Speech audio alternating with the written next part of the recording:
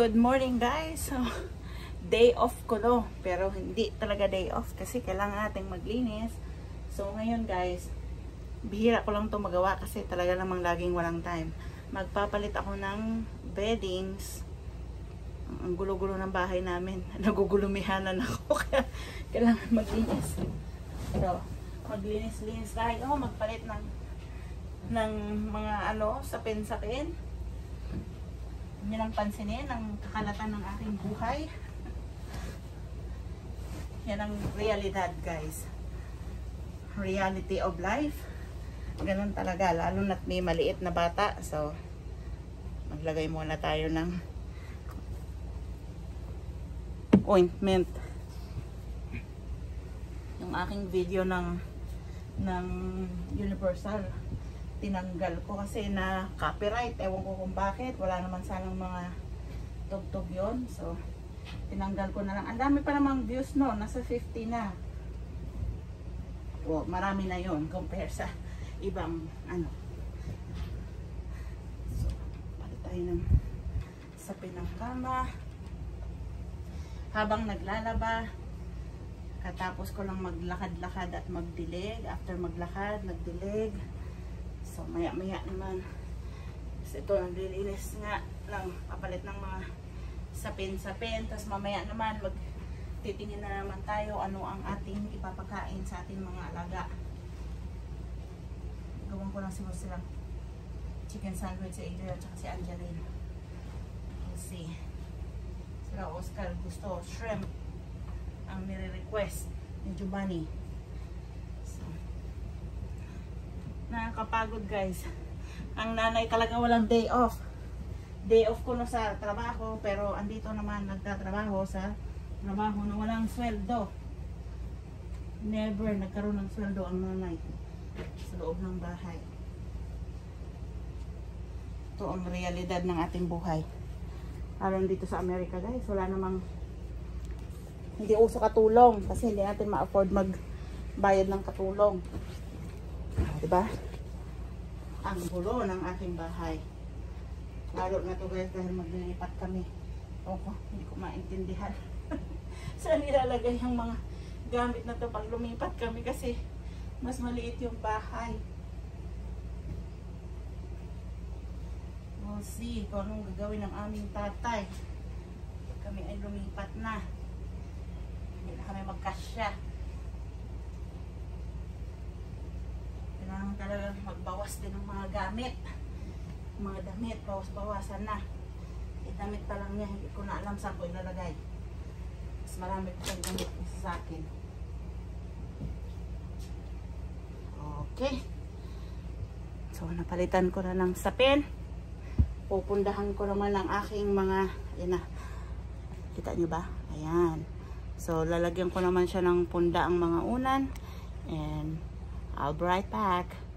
So, ayan na guys. Natapos na natin ang pagpapalit ng beddings. Kung napapansin nyo, may stuffed toy because Nayeli, hindi siya nakakatulog. She couldn't sleep without her stuffed toys. Yung dalawang bear dyan, that's from her grandma. Binili yan nung siya'y maliit pa. O yan, napalitan na natin. So, maayos na. Ito namang mga lalabahan ng aking asikasuhin ngayon. Labahan yan. So, naayos na natin. Lalabahan ko naman yung mga beddings na tinanggal natin. At yung aming mga blanket. May naisa lang na ako. Mamaya naman yung iba.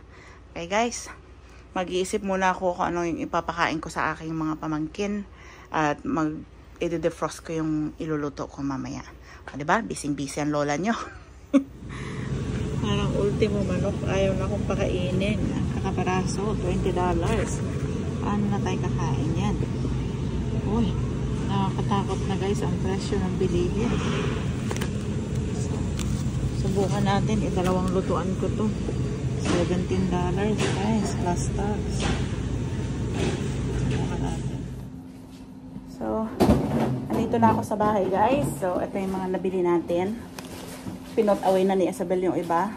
So, nagbila akong dalawang pizza. Isang combo. May ano na siya. May sausage, pepperoni, cheese, olives. Ano pa yan. Tapos ito, pepperoni and cheese for the kids. And then I got 2 milk. 2 gallons of milk, guys, for Nayeli. Okay, ate. That one. At yun, kumakain na, nilalapang niya na ang manok. Yung isang milk, ate, sabi lang fridge. Fried chicken's my favorite. Here. Nagamit mo yung ano? Some of it. Mami, may manok. Gusto mo lumipad? Yeah, banana, please. What? What? Palagay naman doon. Grabe siya. Ako talaga yung Naka-record ka na, kaya bawal tumanggi. record for what? Making my video. Yeah. Pagod na pagod siya, tapos inutusan pa. Sorry na, thank you. Pinalitan ko yung manok kasi masyadong konti yun. Pareho din ang presyo. This is 8 something, but at least separated na siya. And then, kumuha ko ng chicken breast. Mas mura pa siya, $8. Pero, can't believe yung mga prices talaga ngayon. Grabe, yung 300 ko, ito lang ang mga nabili ko. Tessa, Dalawang- fridge lang, right? Not sa freezer. Yeah.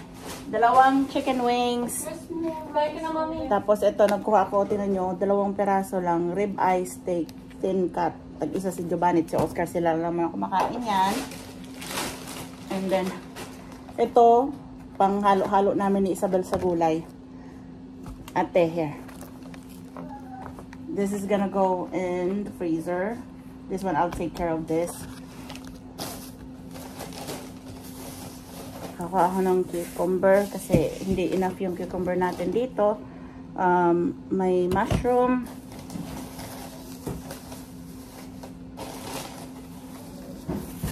Isang perasong bawang kasi ubos na yung ating bawang from the garden. And I got some lemon. I hope that we'll get some lemon this year. I got some ginger for my cooking. I got, I think this is 5-pound bags of potatoes. I got 2 pounds of carrots. You could put this in the fridge. Huh? Ito ko ng kanin. You could put this in the fridge. Ano? I got some chayote. I'm gonna make some chicken wings with chayote and spinach. And then I got some lime. That's for Oscar and Giovanni's food. So Isabel's gonna put that in the fridge. Kain ka na na. Pinalikan mo pa yan. You should just leave that. Maluto yung bigas eh. Ayaw mo nun. Hindi natin kailangan magsain. Luto na. Yeah. Kain ka na, mami, may kanin. Maya akong May beef din doon sa fridge. Ito may fried chicken and salt and vinegar too. Yeah. Ito ate, palagay sa ano. Right there. Magsasayang siya. Bumila ko ng May kanin. oyster sauce. Bumili rin ako ng tomato juice para dun sa ano nila Oscar, yung kanilang cocktail or yung shrimp nila na kainin. Bumili rin ako ng orange sauce. I-prepare ko dun sa chicken breast na binili ko. Gagawa tayo ng orange chicken. Bumili rin ako ng ano na nga to? cornstarch. Cornstarch. Tapos guys, mas mura kasi kung ganito lang, bumili na ako yung pang mole nila. Mas mura kung bibili na lang ako nito pang gawa ng Alfredo. Pero i-mix ko rin siya ng homemade sauce. Mas mura kasi nandun na yung flavor niya. Pero i-mix ko na siya ng homemade sauce. Mas madali. You know, kailangan natin magtipid ngayon at ang kasama dun yung oras. Kung matitipid natin yung oras. Bumili na ako ng tartar sauce para sa tacos, fish tacos ni Oscar. Bumili na ako ng maliit na mayo kasi paubos na yung aming mayo. Yan ang kanya mo yan. Vegetarian. You like that? No, I don't. I want the crunch one. Ang mahal eh.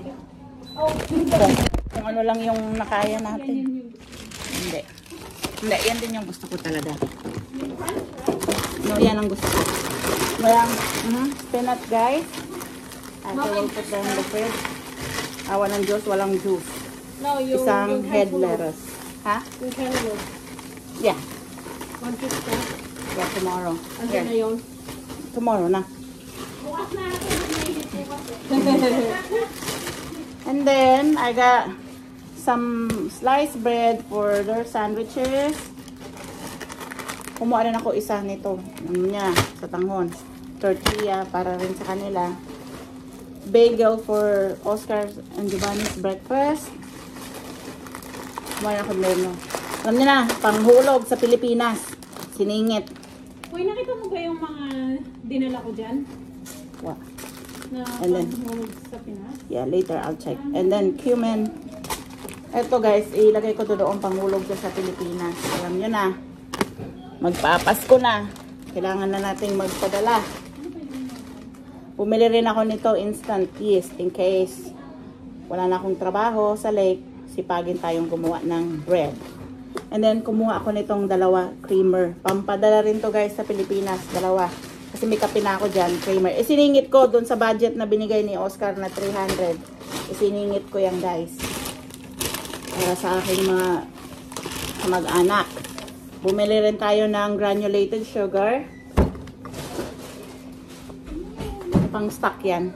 Kasi si Banana kahapon nawawala na yung sugar niya. Hinahanap niya. Wala daw siya makitang sugar. Brown sugar na yung lagay sa kape. At all-purpose flour. So, pag sinipag at tayong mag-bake, yung meron tayong stock, magagamitin natin and then i-replace natin yan. And then, I got some long grain rice also. Oh, may mga dala siyang mga dilata. Pampadala sa Pilipinas. At mga lotion-lotion. I like the smell of that lotion. The Walgreens brand. It smells good.